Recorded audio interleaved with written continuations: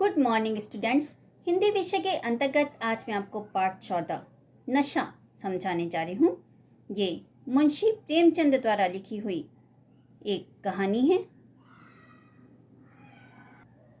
पिछले वीडियो में आपने पढ़ा था कि मैंने चेहरे पर शिकन न पड़ने दिया, घोड़े को ईश्वरी के पीछे डाल दिया। खैरियत तो यह हुई कि ईश्वरी ने घोड़ों को तेज न किया, वरना शायद मैं हाथ पैर तुड़वा कर लौटता। संभव है ईश्वरी ने समझ लिया हो कि यह कितने पानी में है। आज मैं आपको उसके आगे का पाठ समझाने जा रही हूँ। ईश्वरी का घर क्या था? किला था। इमामबाड़े का सा फाटक, द्वार पर पहरेदार टहलता हुआ, नौकरों का कोई हिसाब ही नहीं, एक हाथी बंधा हुआ। ईश्वरी ने अपने पिता, चाचा, ताऊ आदि सबसे मेरा परिचय कराया और उसी अतिशयोक्ति के साथ ऐसी हवा बांधी कि कुछ न पूछिए। नौकर चाकर ही नहीं, घर के लोग भी मेरा सम्मान करने लगे। देहात के जमींदार लाखों का मुनाफा, मगर पुलिस कांस्टेबल को भी अफसर समझने वाली। कई महाशय तो मुझे हजूर हजूर कहने लगे। जब जरा एकांत हुआ तो मैंने ईश्वरी से कहा, तुम बड़े शैतान हो यार, मेरी मिट्टी क्यों पलित कर रहे हो? ईश्वरी ने सुदृढ़ मुस्कान के साथ कहा, इन गधों के सामने यही चाल जरूरी थी, वरना सीधे मुंह बोलते भी नहीं। जरा देर बाद एक नाई हमारे पांव दबाने आया। कुंवर लोग स्टेशन से आए हैं, थक गए होंगे। ईश्वरी ने मेरी ओर इशारा करके कहा, पहले कुंवर साहब के पांव दबा। मैं चारपाई पर लेटा हुआ था। मेरे जीवन में ऐसा शायद ही कभी हुआ हो कि किसी ने मेरे पांव दबाए हों। मैं इसे अमीरों के चोचले, रईसों का गधापन और बड़े आदमियों की मुट मर्दी और जाने क्या क्या कहकर ईश्वरी का परिहास किया करता, उसका मजाक उड़ाया करता था। और आज मैं पोतड़ों का रईस बनने का स्वांग भर रहा था। इतने में 10 बज गए। पुरानी सभ्यता के लोग थे। नई रोशनी अभी केवल पहाड़ की चोटी तक पहुंच पाई थी। अंदर से भोजन का बुलावा आया। हम स्नान करने चले। मैं हमेशा अपनी धोती खुद छाट लिया करता हूँ यानी धोती खुद धो लिया करता हूँ। मगर यहाँ मैंने ईश्वरी की ही भांति अपनी धोती भी छोड़ दी। अपने हाथों अपनी धोती छाटते शर्मा रही थी। अंदर भोजन करने चले। होटल में जूते पहने मेज पर जा डटते थे। यहाँ पांव धोना आवश्यक था। कहार पानी लिए खड़ा था। ईश्वरी ने पांव बढ़ा दिए।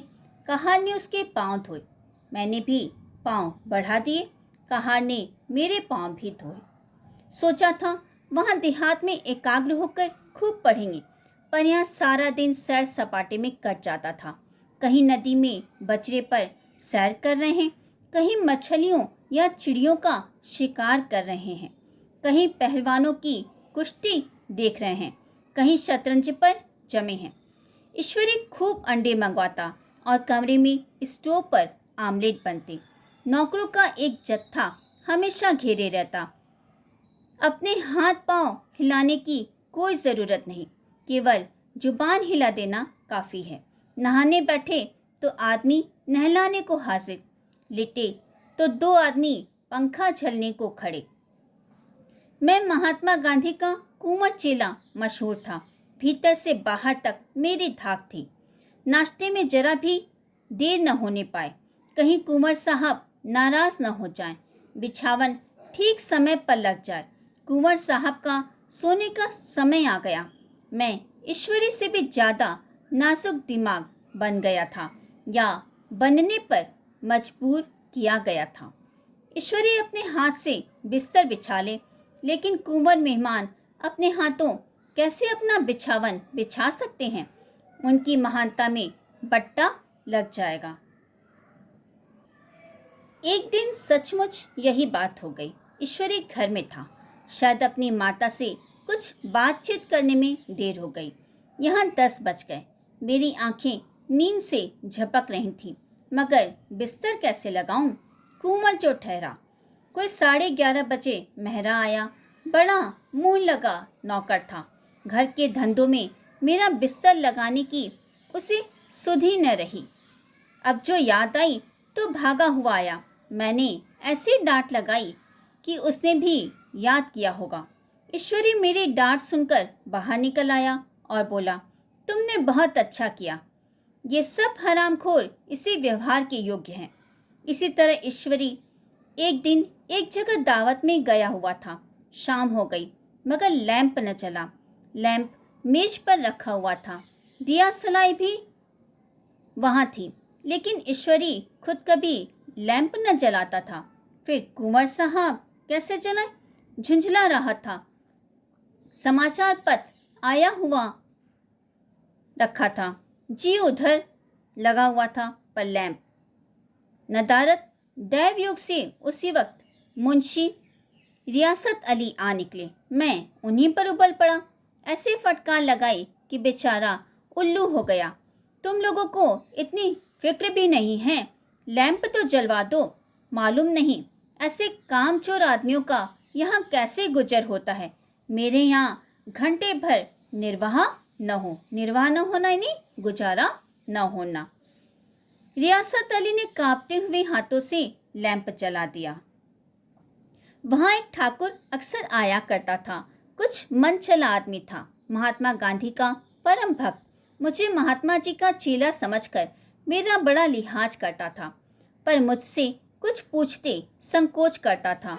एक दिन मुझे अकेला देखकर आया और हाथ बांधकर बोला, सरकार तो गांधी बाबा के चेले हैं ना। लोग कहते हैं कि यहाँ सुराज हो जाएगा तो जमींदार न रहेंगे। मैंने उसकी बात सुनकर शान दिखाई। जमींदारों को रहने की जरूरत ही क्या है?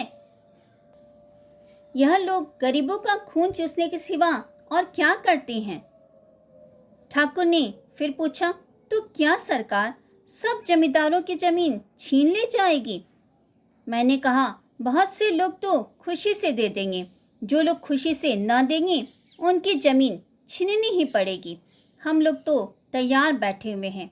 जो ही स्वराज्य हुआ अपने सारे इलाके आसामियों के नाम हिबा कर देंगे। मैं कुर्सी पर पांव लटकाए बैठा था। ठाकुर मेरे पांव दबाने लगा।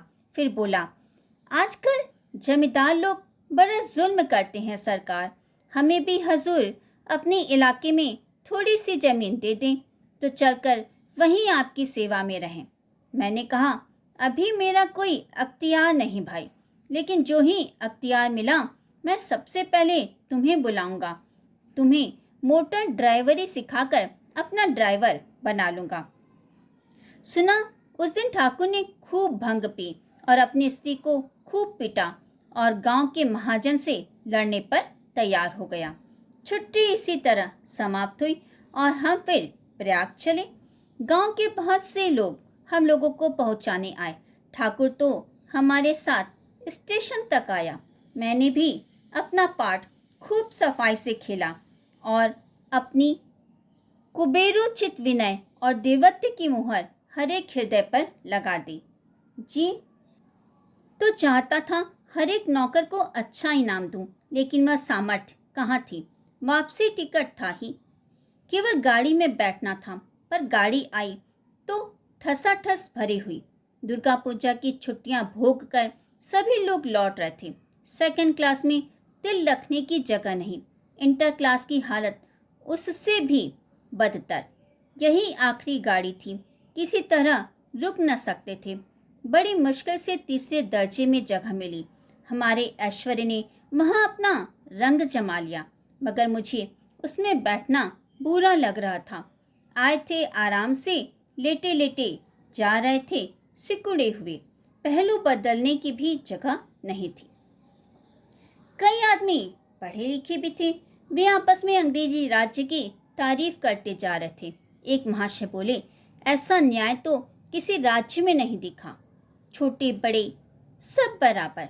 राजा भी किसी प्रकार अन्याय करे तो अदालत उनकी भी गर्दन दबा देती है।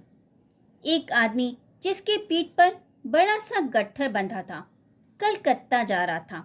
कहीं गठरी रखने की जगह न मिलती थी। पीठ पर बांधे हुए था।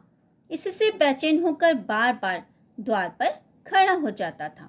मैं द्वार के पास ही बैठा हुआ था। उसका बार बार आकर मेरे मुंह को अपनी गठरी से रगड़ना मुझे बहुत बुरा लग रहा था। एक तो हवा यूं ही कम थी, दूसरी उस गंवार का आकर मेरे मुंह पर खड़ा हो जाना मानो मेरा गला दबाना था। मैं कुछ देर तक जब्त किए बैठा रहा। एकाएक मुझे क्रोध आ गया। मैंने उसे पकड़कर पीछे ढकेल दिया और 2 तमाचे जोर जोर से लगाए। उसने आंख निकाल कर कहा, क्यों मारते हो बाबूजी? हमने भी किराया दिया है। मैंने उठकर 2-3 तमाचे और जड़ दिए। गाड़ी में तूफान आ गया। चारों ओर से मुझ पर बौछार पड़ने लगी। अगर इतने नाजुक मिजाज हो तो अव्वल दर्जे में क्यों नहीं बैठे? कोई बड़ा आदमी होगा तो अपने घर का होगा।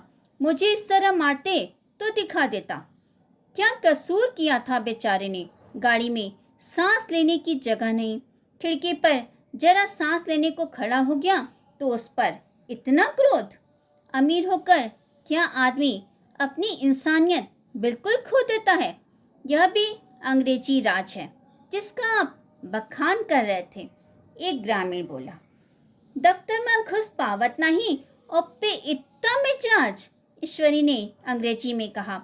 What an idiot you are, we. और मेरा नशा अब कुछ कुछ उतरता हुआ मालूम होता था। तो बच्चों, इस कहानी से हमने यह सीखा कि हमें ऊंच नीच का भेदभाव नहीं करना चाहिए।